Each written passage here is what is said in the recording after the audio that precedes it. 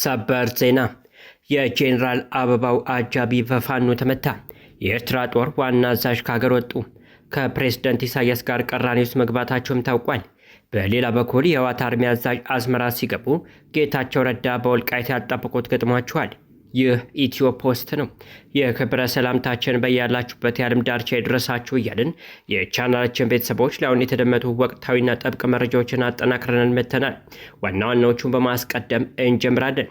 የጄኔራል አበባው ጠባቂ ኮሎኔል በፋኖ ተገደሉ። ጄኔራል አበባው የተማመኑባቸው ኮሎኔል በፋኖ ተገድሏል። ይህ በእንዲህ እንዳለ ፋኖ ወሳኝ ወታደራዊ ኮሪደሮችን ተቆጣጠርኩ ብሏል። ከነገ ጀምሮም ልዩ ዘመቻ እንደሚያውጅ ይፋ አድርጓል። ዝርዝሩን ይዘነዋል። 130 ሚሊዮን ሆነን 2 ሚሊዮን ህዝብ ሊያፍንን አይችልም የሚለው የፊልድ ማርሻሉ ንግግር ሻዕቢያን አሸብሯል። በኢትዮጵያ የባህር በር ጥያቄ ምክንያት በኤርትራ ባለስልጣናት መካከል ክፍፍል ተፈጥሯል። የኤርትራ ጦር ዋና ኢታማዦር ሹም በዚህ ምክንያት ከሀገር መውጣታቸውም ሰምቷል። ኢታማዦር ሹሙ ከሀገር የወጡበት ምክንያት የታወቀ ሲሆን ጉዳዩ ትልቅ ትኩረት ስቧል። ይህ በእንዲህ እንዳለ የኢትዮጵያ ባህር ኃይል አዛዥ ከአሰብ 60 ኪሎ ሜትር ርቀት ላይ ሆነን እጃችንን አጣጥፈን አንመለከትም ሲሉ እውነታውን እወቁት ብለዋል። በዝርዝር ሰሙታላችሁ። ባለፈው ሳምንት ቡሬ ድንበር የተከሰቱት አቶ ጌታቸው ረዳ ትናንት ወልቃይት ገብተዋል። በወልቃይት አንድ ስብሰባ የተሳተፉ ሲሆን በስብሰባው ያልጠበቁት ነገር ገጥሟቸዋል። ጌታቸው ለመጀመሪያ ጊዜ የማይካድራው ግድያ ማመናቸውም ተሰምቷል። በዘገባችን ይዘነዋል። የህወሓት አርሚ ጦር አዛዥ ኤርትራ ገቡ። የአርሚ አዛዡ እንዲሁም የክልሉ ሰላምና ጸጥታ ቢሮ ኃላፊ ከትናንት በስቲያ አስመራ መግባታቸው የተሰማ ሲሆን ከዚያም ወደ ሱዳን እንዲያመሩም ታውቋል። በሱዳንና በትግራይ ክልል በሚገኙ የህወሓት ወታደራዊ አዛዦች መካከል የሚደረገው እንቅስቃሴም ከቅርብ ሳምንታት ወዲህ ባልተለመደ መልኩ መጨመሩንና ኤርትራም ለእንቅስቃሴ ዋነኛ መተላለፊያ መስመር ሆና እያገለገለች መሆኑን አንድ የፖለቲካ ተንታኝ ተናግሯል። በስፋት የምንቃኘው መረጃችን ነው።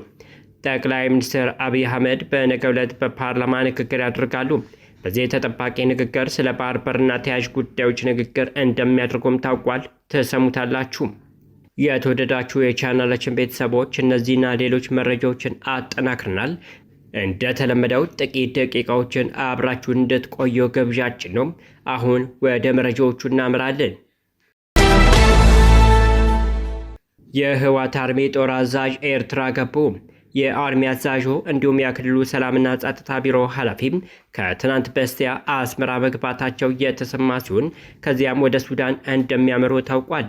በሱዳንና በትግራይ ክልል በሚገኙ የህወሓት ወታደራዊ አዛዦች መካከል የሚደረገው እንቅስቃሴ ከቅርብ ሳምንታት ወዲህ ባልተለመደ መልኩ መጨመሩንና ኤርትራም ለእንቅስቃሴ ዋነኛ መተላለፊያ መስመር ሆና እያገለገለች መሆኑን አንዳንድ የፖለቲካ ተንታኞች እያነሱ ነው።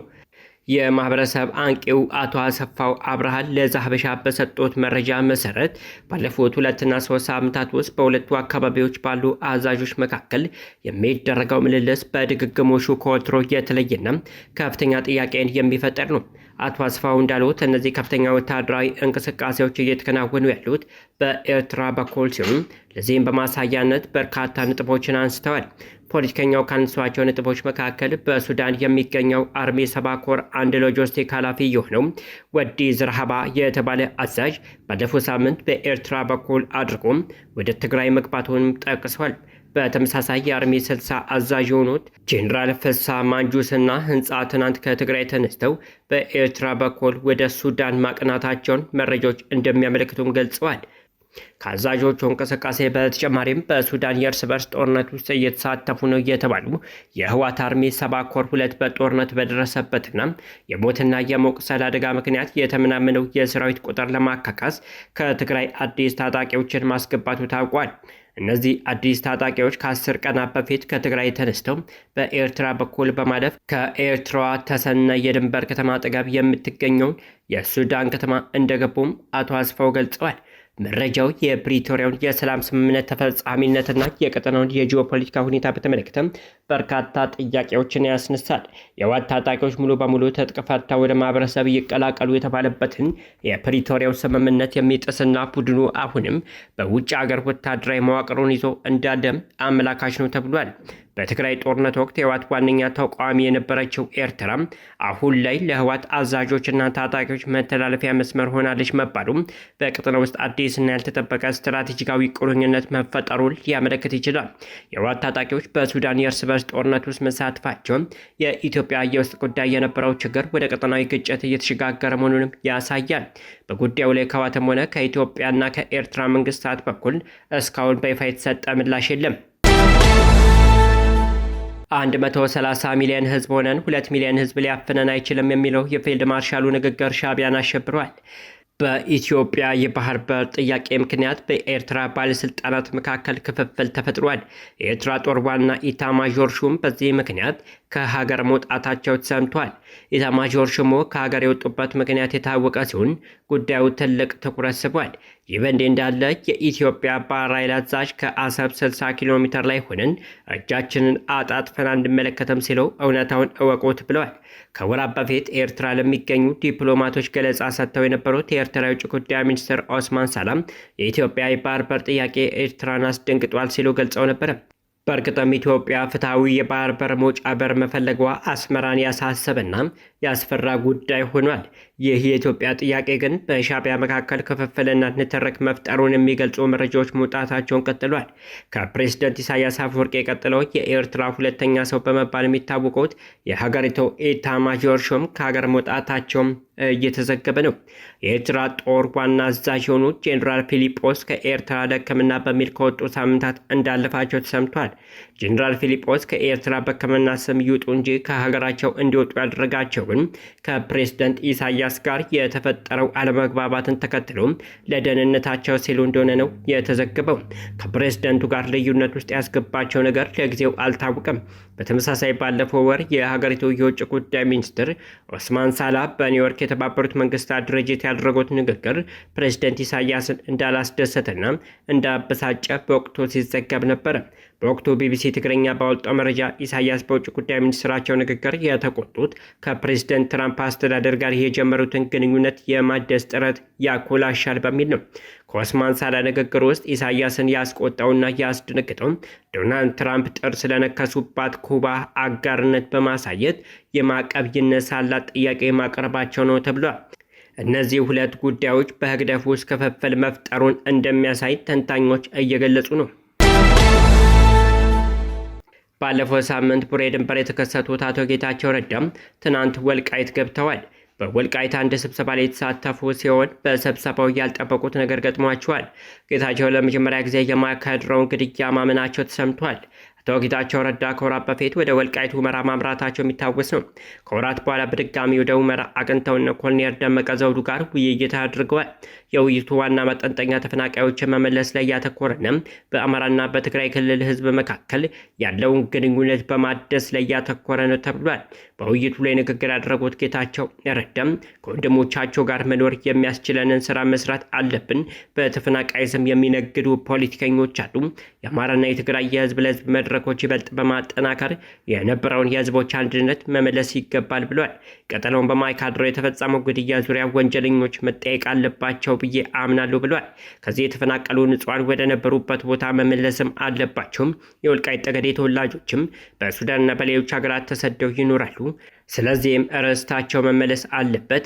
እኔ የማምነው የህዝብን ስሜት በማዳመጥ መስራት አለበት ብዬ ነው። ፖለቲከኞች በሚፈጥሩት ችግር ሳቢያ ህዝብ ወደ ችግር ውስጥ መግባት የለበትም ሲሉም ከዚህ ቀደም ሲያራምዱት ከነበረው የተለየ አቋምም አንጸባርቋል የተባለው ጠቅላይ ሚኒስትር አብይ አህመድ በነገው ዕለት በፓርላማ ንግግር ያደርጋሉ። በዚህ ተጠባቂ ንግግር ስለ ባህር በርና ተያያዥ ጉዳዮች ንግግር እንደሚያደርገው ታውቋል። የህዝብ ተወካዮች ምክር ቤት በነገው ዕለት ማክሰኞ ጥቅምት 18 2018 በሚካሄደው መደበኛ ስብሰባ የፓርላማ አባላት ላቀረቧቸው ጥያቄዎች ጠቅላይ ሚኒስትር አብይ አህመድ ምላሽና ማብራሪያ እንደሚሰጡ ኢትዮጵያን ኢንሳይደር ምንጮችን ጠቅሶ ዘግቧል። የፓርላማ አባላቱ እስካለፈው ሰኞ ድረስ ጥያቄያቸውን አስገብተው እንዲያጠናቅቁም የተነገራቸውም ባለፈው ሳምንት እንደነበረ ተገልጿል። ጠቅላይ ሚኒስትሩ በመጪው ማክሰኞ የሚገኙበት መደበኛ ስብሰባ በዓመት ውስጥ በፓርላማ በመገኘት ለጥያቄ ምላሽ ከሚሰጡባቸው 3 ሁነቶች የመጀመሪያው ነው። በ2008 ዓ.ም የወጣው የህዝብ ተወካዮች ምክር ቤት የአሰራርና የአባላት ስነ ምግባር ደንብ የሪፐብሊኩ ፕሬዝዳንት የፌዴራል መንግስትን እቅድ ካቀረቡ በኋላ ጠቅላይ ሚኒስትሩ በፓርላማ በመገኘት ገለጻ ማድረግ እንዳለባቸው ይደነግጋል። ምክር ቤቱ የ5ኛው ዓመት ሁለተኛ መደበኛ ስብሰባውን ነገ እንደሚያካሄድ ለፓርላማ አባላት መረጃዎችን በሚያሰራጭበት የቴሌግራም ቻናሉ በትላንትናው ዕለት ቢያስታውቅም አጀንዳውን ከመግለጽ መቆጠቡን ምንጮች ገልጸዋል። ሆኖም ለጉዳዩ ቅርብ የሆኑ አንድ የፓርላማ አባል በዚህ ዕለት የጠቅላይ ሚኒስትር አብይ በተወካዮች ምክር ቤት ተገኝተው ለጥያቄዎች ምላሽ እንደሚሰጡ ማረጋገጣቸውም ለኢትዮጵያን ኢንሳይደር ተናግረዋል። በዚህ ስብሰባ ላይ እንዲገኙ ለዲፕሎማቶችና ለተጋባዥ እንግዶች ጥሪ መዘጋጀቱን እንደተመለከቱትም እኚሁ የፓርላማ አባል አክለዋል። ኢትዮጵያን ኢንሳይደር ያነጋገራቸው ሌላ የተቃዋሚ ፓርቲ የፓርላማ አባልም ለጠቅላይ ሚኒስትሩ ጥያቄ እንዲያቀርቡ መረጃ የተላከላቸው ባለፈው ሳምንት ሐሙስ እንደነበር ገልጸዋል። ጥያቄ ለማስገባት የተሰጣቸው 5 ቀናት ቢሆንም በእርሳቸው በኩል ጥያቄ አለማቅረባቸውን አስረድተዋል። ለፓርላማው ጥያቄያቸውን ማስገባታቸውን የገለጹት ሌላ የፓርላማ አባል በበኩላቸው ጥያቄያቸው ተቀባይነት ያገኛል የሚል ተስፋ እንደሌላቸው ተናግረዋል።